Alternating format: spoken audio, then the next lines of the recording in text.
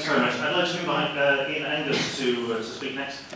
Ian, of course, is editor of the Capital and Climate blog, and 25 minutes, something like this. Something like that. Can you hear me? Yeah. So if I don't have to hold the microphone, then I can be. I don't know what I can. Of course, none of us know what we can be, do we? Good morning, and thank you all for coming. Thanks to the Green Left and Socialist Resistance for inviting me to speak at a meeting on what I believe is really the most critically important topic facing the world today. It was also just a delight to be invited to London, which I don't know well, except, of course, in the literary and historical sense, is the center of world imperialism for centuries at a stretch. And Liz and I have spent a few days here being tourists and going around and seeing all the tourist things there are to see in London, which is a joy too. And on our first day here, 3 different tour guides pointed out Cleopatra's Needle to us, which, by the way, has nothing to do with Cleopatra. And they all said this was given to Britain as a gift from Egypt, as a way of saying thank you for defeating Napoleon. Of course, yeah, so you put somebody in charge and say, give us that. Okay, George. And so we saw that, and then we went to the British Museum.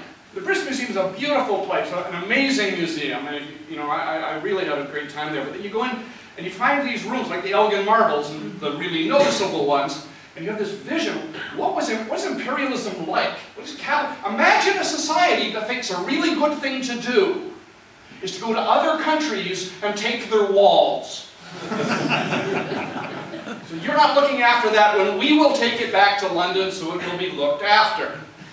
And if you want to see sort of origins of the Iraq War, you see great pieces of Iraq gates that were built in Assyria 3,000 years ago, which were buried under the sand. And England stole them to save them. This is the history of imperialism. Britain is the great originator of it, but of course extending into America and Canada where I live and all the rest of Europe and so on.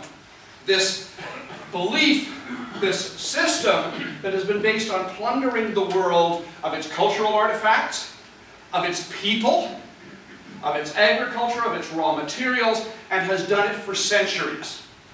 And what we see today, and what we now know, is that for the past roughly 2 centuries, imperialism has also been quietly, secretly, invisibly stealing the atmosphere, stealing the world's air, stealing the thing we all need to live,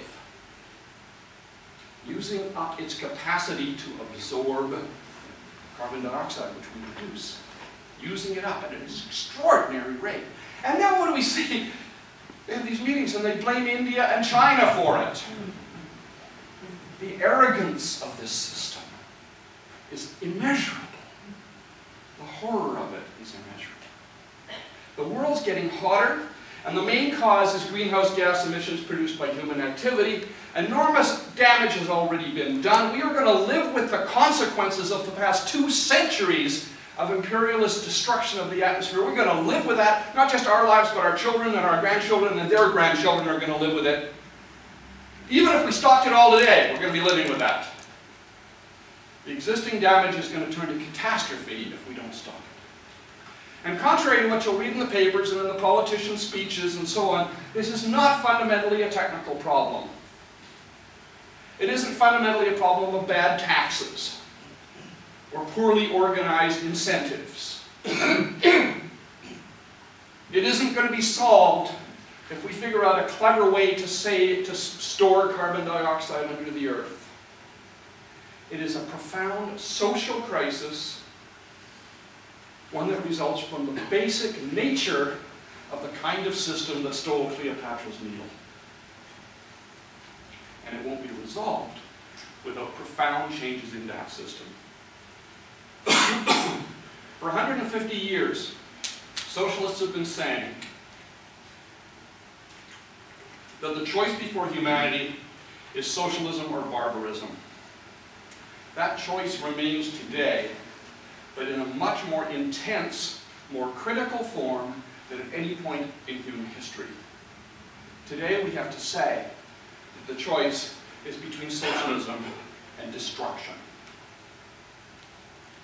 Writing in the 1930s, when Nazi barbarism was on the rise, the Marxist philosopher and literary critic Walter Benjamin wrote, "Marx says that revolutions are the locomotives of world history, but the situation may be quite different. Perhaps revolutions are not the train ride, but the human race grabbing for the emergency brake." That's a powerful metaphor, one that brilliantly sums up the tasks that face us in the 21st century. Capitalism is driving at breakneck speed towards a precipice, towards an ecological catastrophe of unequal proportions. There is no higher calling, no more important cause for you to devote your life to than fighting to take control of the train so that we can slam on the brake. Later this year, in Copenhagen, the world's governments will meet again to try to reach a new post-Kyoto climate treaty. Are they going to meet the challenge? Are they going to slam on the brakes? Sadly, that's very unlikely. If you ask any of them individually, the negotiators and the people they act for and the people who pull the strings would undoubtedly say that they want their children and their grandchildren to live in a sustainable and stable world. So why do their actions contradict their words? Why do they seem, in practice, determined to leave their children and their grandchildren a world of poisoned air and poisoned water, a world of floods and droughts and escalating climate disasters? Why have they repeatedly sabotaged international efforts to adopt even half-hearted measures to cut greenhouse gas emissions? And I'll put the Canadian government, where I come from, at the peak of this. A while ago, George Monbiot described the United States, Canada, and Australia as the climate change axis of evil. And the Australian government and the US government have changed a little bit. The Canadian government's gone the other way. So they're the driving wheel of evil right now. Why do they do this? Why, when they consider or implement responses to the climate crisis, why do they always support solutions that don't work, that can't possibly work? You know, Karl Marx had a great phrase, I love this phrase, for the bosses and their agents, for the people who were negotiating these deals, the big shareholders, the executives, the top managers, and the politicians that they own. A phrase that explains why they invariably act against the present and future interests of humanity. These people, he said, are personifications of capital. Regardless of how they behave at home or with their children, their social role is capital in human form.